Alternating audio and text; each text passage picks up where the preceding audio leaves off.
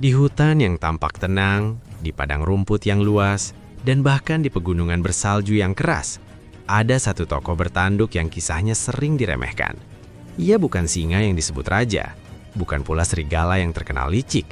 Ia adalah rusa, makhluk anggun yang diam-diam menyimpan kisah unik, dramatis, dan kadang agak konyol.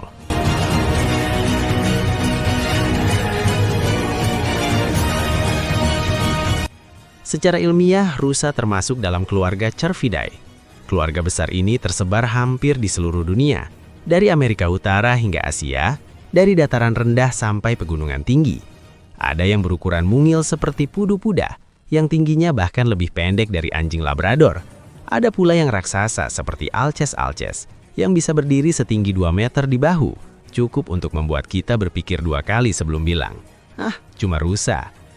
Salah satu kisah paling unik dari rusa adalah soal tanduknya. Berbeda dengan tanduk sapi atau kambing yang permanen, tanduk rusa tumbuh dan rontok setiap tahun. Ya, setiap tahun.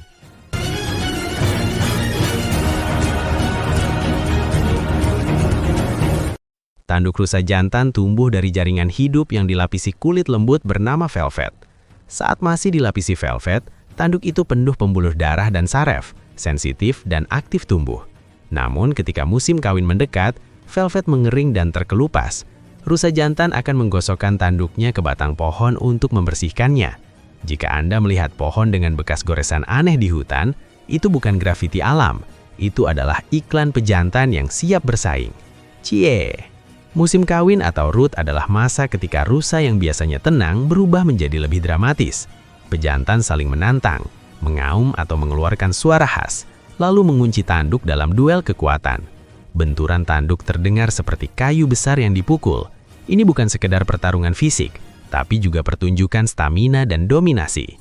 Meski terlihat gagah, banyak pertarungan sebenarnya lebih seperti adu dorong yang alot, mirip dua orang yang sama-sama keras kepala dan tak mau mundur. Di Amerika Utara, Odocoileus virginianus terkenal dengan ekornya yang putih mencolok. Saat terancam, ia mengangkat ekornya tinggi-tinggi, memperlihatkan bagian putih sebagai sinyal bahaya bagi kawanan. Sederhana, efektif, dan sedikit dramatis. Seperti berkata, "Hei, lari sekarang, diskusi nanti saja." Sementara itu di Asia Selatan, ada rusa yang kisahnya bahkan masuk legenda. Aksis atau rusa tutul, dengan bintik putih di tubuhnya, sering diasosiasikan dengan cerita rakyat dan mitologi.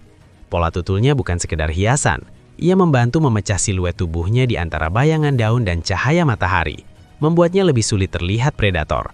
Kamuflase alami yang elegan. Namun, rusa bukan hanya tentang tanduk dan keindahan visual. Mereka adalah makhluk dengan sistem indera yang luar biasa. Mata rusa terletak di sisi kepala, memberi sudut pandang hampir 300 derajat. Artinya mereka bisa melihat ke samping tanpa menoleh. Kalau manusia punya kemampuan ini, mungkin kita tidak perlu lagi kaca spion. Pendengaran rusa juga sangat tajam. Telinganya bisa berputar secara independen untuk menangkap arah suara. Suara ranting patah, langkah kaki di daun kering, atau bahkan hembusan nafas predator bisa menjadi alarm instan. Di alam liar, hidup adalah soal detik. Terlambat sedikit saja, konsekuensinya bisa fatal. Rusa juga perenang yang cukup handal. Beberapa spesies bahkan mampu menyeberangi sungai lebar atau danau untuk mencari makan atau menghindari predator. Rangifer tarandus yang dikenal juga sebagai karibu, bermigrasi dalam jumlah besar melintasi wilayah Arktik. Mereka berenang menyeberangi sungai es dengan ketahanan yang mengagumkan. Jadi, jika Anda mengira rusa hanya jago lari dan berdiri manis di padang rumput, pikirkan lagi. Migrasi karibu adalah salah satu pergerakan hewan darat terbesar di dunia. Ribuan individu bergerak bersama, mengikuti pola musiman yang diwariskan turun-temurun. Ini bukan perjalanan santai. Mereka menghadapi cuaca ekstrim, predator, dan kelelahan. Namun naluri kolektif mereka membentuk strategi bertahan hidup yang luar biasa efisien. Ada pula kisah unik dari rusa yang hidup di dataran tinggi Himalaya, seperti Moschus cistrogaster. Berbeda dari kebanyakan rusa, masdir jantan tidak memiliki tanduk besar. Sebagai gantinya, mereka memiliki taring panjang yang menonjol seperti vampir kecil. Tampak sedikit menyeramkan, tapi tetap herbivora. Jadi meski tampilannya seperti siap audisi film horor, makanannya tetap daun dan lumut. Interaksi rusa dengan manusia juga penuh cerita. Di beberapa tempat, rusa dianggap simbol keanggunan dan ketenangan.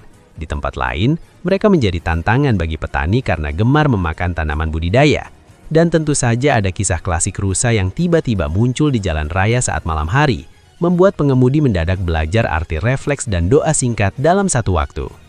Namun di balik semua itu, rusa adalah indikator kesehatan ekosistem. Populasi mereka dipengaruhi oleh keseimbangan antara predator, ketersediaan makanan, dan kondisi habitat. Jika hutan rusak atau rantai makanan terganggu, rusa akan terdampak.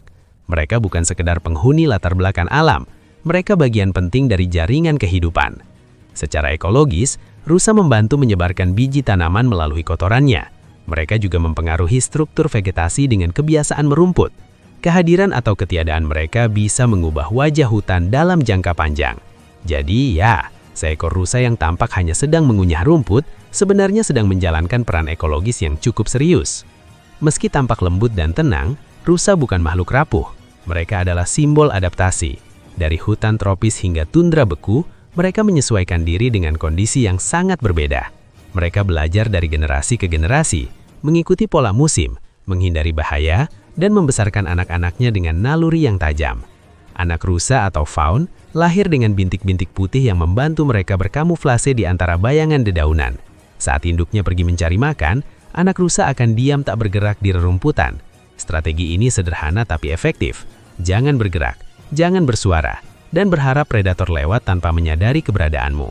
Kadang dalam hidup, strategi terbaik memang bukan berlari, tapi diam. Pada akhirnya kisah unik rusa bukan hanya tentang tanduk yang rontok atau migrasi panjang. Ia adalah kisah tentang siklus, tentang tumbuh dan melepaskan, tentang bersaing dan bertahan, tentang bergerak bersama dan kadang berdiri sendiri.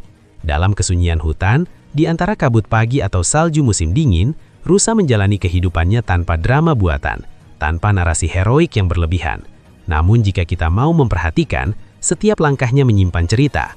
Cerita tentang alam yang bekerja dalam ritme tenang namun tegas. Cerita tentang keanggunan yang tidak perlu pamer. Dan mungkin sedikit pengingat bahwa menjadi tangguh tidak selalu berarti menjadi paling berisik. Kadang cukup menjadi rusa, tenang, waspada, dan terus berjalan.